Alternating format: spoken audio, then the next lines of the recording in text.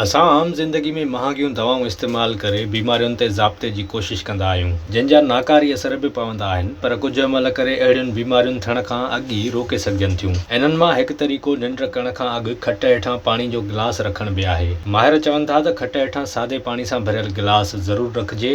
जेकॾहिं अव्हां खट ते न आहियो त पोइ पंहिंजे भरिसां रखी छॾियो। यादि रहे त इहो पाणी पीअण लाइ न आहे ऐं न ई हिन पाणी खे ढके रखणो आहे। सुम्हण खां अॻु पाणी जो गिलास वेझे रखी डिघा साह खणी निंड करियो ऐं सुबुह सां उथी उहो पाणी हारे छॾियो। अव्हां सोचे रहिया हूंदा त इन सां नेठि छा थींदो। माहिर ॿुधाइनि था त इन अमल सां पाणी आबी बुख़ार बणिजी साह ज़रिए अव्हां जे जिस्म खे घिम पहुचाईंदो ऐं दिमाग़ खे सुकून मिलंदो। सॼी राति दिमाग़ खे ताज़ी ऑक्सीजन मिलंदी रहंदी ऐं सुबुह उथण सां अव्हां जो समूरो ज़हनी दबाव ख़तम थी चुको हूंदो, छो त हिन अमल खां पोइ अव्हां पाण खे हल्को ऐं पुरसुकून महसूस कंदा। हिन तरीक़े मां उहे माण्हू बि फ़ाइदो खणी सघनि था जिन खे निंड घटि ईंदी आहे या ज़हनी दबाव ऐं ब्लड प्रेशर जे मरीज़नि लाइ बि इहो अमल काराइतो आहे। विज़िट कयो अवामी आवाज़ मीडिया ग्रुप जी वेबसाइट awamiawaz.pk